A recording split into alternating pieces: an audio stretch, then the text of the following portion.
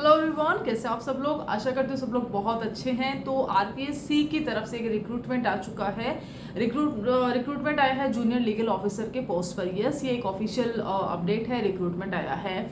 आज हम यहाँ पे बात करने वाले हैं जो जेडीए के रिगार्डिंग यहाँ पर जो पोस्ट मांगी गई है जूनियर लीगल ऑफिसर के लिए आरपीएससी की तरफ से। तो यहाँ पर कितनी पोस्ट है इसके बारे में बात करेंगे, कौन सी कैटेगरी को कितनी पोस्ट मिल रही है। साथ ही बात करेंगे कि यहाँ पे एग्जामिनेशन कैसे होगा, कैसे एग्जामिनेशन स्कीम है, क्या क्या सिलेबस यहाँ पे ऐड होने हैं।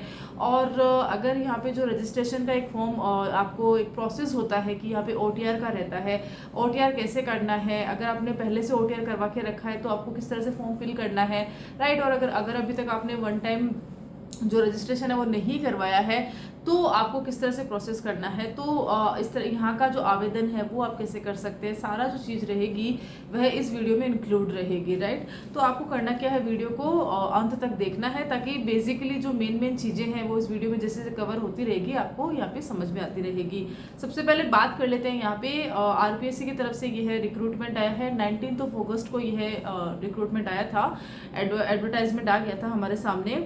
अभी इसके जो फॉर्म है अभी वो नहीं आए हैं, फॉर्म को आने में भी समय है। करीब एक हफ्ते बाद इसके फॉर्म स्टार्ट होंगे और उसके बाद में 1 महीने बाद इस फॉर्म की लास्ट डेट होती है, राइट। वो कौन सी है वो डेट मैं आपके साथ में शेयर करूंगी, ठीक है।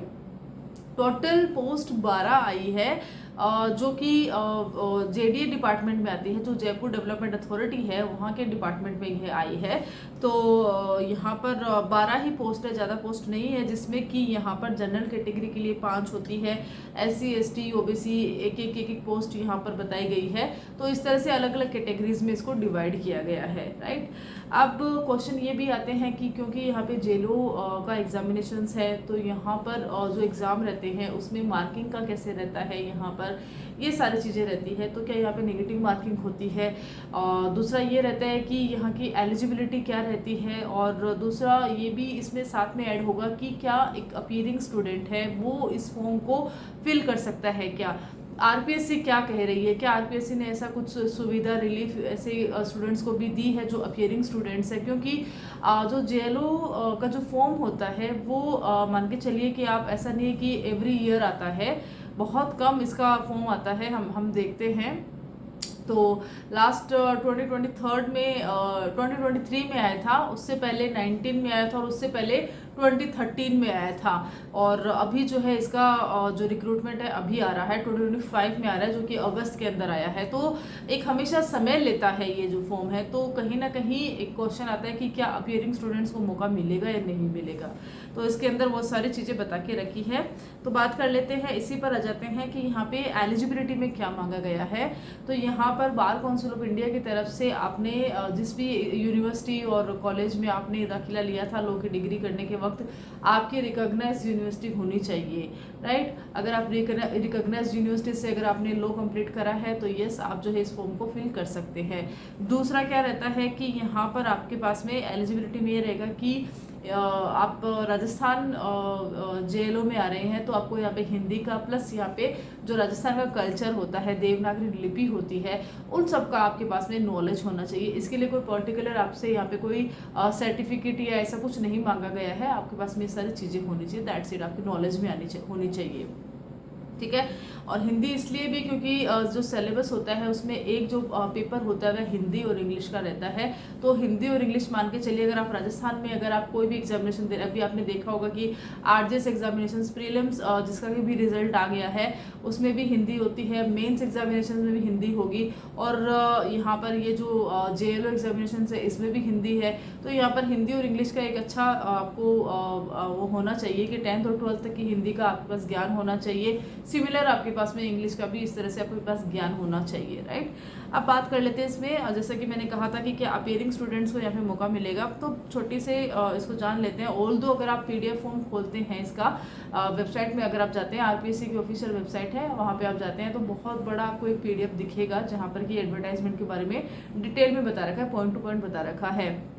अब जो यहाँ पर आपको क्या जानना जरूरी है उसके लिए मोटा मोटी मैंने ये वीडियो बनाया है। तो अपियरिंग स्टूडेंट के बारे में ऐसा है कि यस आप फॉर्म फिल कर सकते हैं। और क्योंकि देखिए क्या होता है ना कि अभी जो है फाइनल ईयर्स के जो एग्जामिनेशंस होते हैं तो इस टाइम फिर वो क्या रिजल्ट आने में भी रहता है। तो यहाँ पे इसीलिए उनको मौका मिला है कि भाई जैसे आप फॉर्म फिल कर देते हैं उसके बाद में यहाँ की प्रोसीडिंग्स होती है, यहाँ के एग्जामिनेशंस होंगे, उसके बाद में यहाँ पर इंटरव्यू कंडक्ट करवाए जाएंगे। अब यहाँ पे कंडीशन क्या है कि जिस दिन इंटरव्यू कंडक्ट होगा उससे पहले तक आपके पास में आपका रिजल्ट आ जाना चाहिए। आप जो मेन एलिजिबिलिटी एरिया जो है जो कि लॉ की डिग्री वो आपके पास में होनी चाहिए। अब क्वेश्चन आता है कि इंटरव्यू तो ठीक है लेकिन अगर आपने देखा होगा कि जो JLO के इंटरव्यूज होते हैं उनकी अलग अलग डेट्स रहती है कि एक इस डेट पे हो रहा है, एक इस डेट पे हो रहा है। तो यहाँ पे कैसे पता करें कि कौन सी डेट तक आपके या लास्ट डेट तक आपके पास में डिग्री आनी चाहिए। तो यहाँ पे क्लियरली उन्होंने बोला है कि जिस दिन पहला डे रहेगा इंटरव्यू का, फर्स्ट डेट रहेगी, उससे पहले तक आप जो है क्वालिफाई जो है एलिजिबल हो जानी चाहिए। तो ऐसा रहता है। बात कर लेते हैं एज की। तो मिनिमम 21 ईयर बताई गई है और मैक्स टू मैक्स आपका 40 ईयर बताया गया है। अब इसमें यहाँ पे रिजर्वेशन कैटेगरीज है, वहाँ पर 3 साल 5 साल 10 साल ऐसी छूट दे रखी है। तो वो रिजर्वेशन कैटेगरी में रहती है। अगर आप OBC में आ रहे हैं, जनरल कैटेगरी में आ रहे हैं तो यहाँ पर आपको छूट नहीं मिलने वाली है। 40 ईयर आपका मैक्स रहेगा। तो ये है। बात कर लेते हैं यहाँ पे सैलरी की। तो सैलरी बहुत ही अट्रैक्टिव सैलरी यहाँ पे मिलती है। अगर आप RPSC JLO में आ रहे हैं तो यहाँ पे आपको एक अच्छी सैलरी स्लिप दी जाएगी। लेवल 10 का यहाँ पर आपको सैलरी स्लिप मिलने वाला है। और पे ग्रेड की बात करते हैं तो यहाँ पर पे ग्रेड पे जो रहता है वह 3600 के हिसाब से आपको मिलेगा। तो एक अच्छी सैलरी यहाँ पे बन के आती है, राइट। आपको अच्छी सैलरी आपको इन हैंड मिल जाती है, राइट। ओके, नाउ अभी हम बात कर लेते हैं इसका सिलेक्शन कैसे होगा। इसमें मेरे सामने ये PDF फॉर्म पूरा है, लेकिन इसमें देखते हैं कि इसमें आपका जो है सिलेक्शन है उसका प्रोसेस क्या है वो बात करेंगे। और आपको ये आवेदन है वो कैसे फिल करना उसको बात करेंगे। क्विकली आगे बढ़ते हैं। आवेदन की हम बात कर रहे हैं तो देखिए अगर आप RPSC में जा रहे हैं तो आपको OTR का एक ऑप्शन मिलता है। OTR 1 टाइम रजिस्ट्रेशन होता है। अगर आप RPSC के फॉर्म फिल करते हैं तो आपने एक बार आपने OTR करवा दिया है तो आपको बार बार यहाँ पे इश्यूज नहीं आते हैं। लेकिन आप फर्स्ट टाइम RPSC के फॉर्म फिल कर रहे हैं तो आपको यहाँ पे फर्स्ट टाइम के लिए OTR यहाँ पे डालना होता है। इसके लिए क्या करना होता है कि सबसे पहले आप RPSC की वेबसाइट है वहाँ पे जाना होता है एंड देन आपको वहाँ पे आवेदन के लिए अप्लाई जो मेन्यू जो लिंक है उसको जाना है, उसको क्लिक करना है। देन ये आप कर सकते हैं या तो फिर आपके पास ऑप्शन रहता है SSO पोर्टल। अगर आप OTR में हैं तो SSO पोर्टल के थ्रू आप जो है जो रिक्रूटमेंट लिंक है वहाँ से जाकर डायरेक्ट अपना आवेदन वहाँ पे कर सकते हैं, राइट। और फर्स्ट टाइम अगर OTR करवाना है तो आपको नाम, पता, आधार कार्ड आपका और आपके जो स्कूल के एकेडमिक के जो डॉक्यूमेंट्स हैं उनको आपको अच्छे से फिल करना है। अच्छे से फिल करना क्यों, मतलब तो इसका ये है कि अगर आपने एक बार आपका जो OTR प्रोफाइल है वो आपने सेट कर दिया उसके बाद में उसमें कोई भी करेक्शन नहीं होता है। और अगर आप सोचते हैं कि आपने वो फिल गलत हो गया है, ये आपने वो नहीं ऐड किया है, तो वहाँ पर आपको वापस से ही करवाना पड़ेगा। उस OTR में आपको कोई भी संशोधन अमेंडमेंट नहीं होगा। तो ये चीज़ का ध्यान रखें। फर्स्ट टाइम अगर OTR करा रहे हैं तो एकदम केयरफुली आपको वो काम करवाना है।